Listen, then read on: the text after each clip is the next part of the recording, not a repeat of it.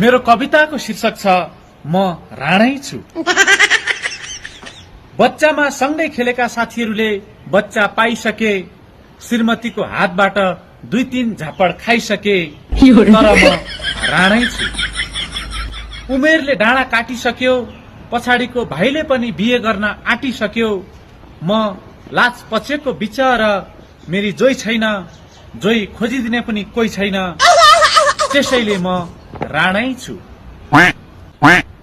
मेरो काम गर्ने ढंग छैन रे, बिहे गर्नलाई एक अंग छैन रे।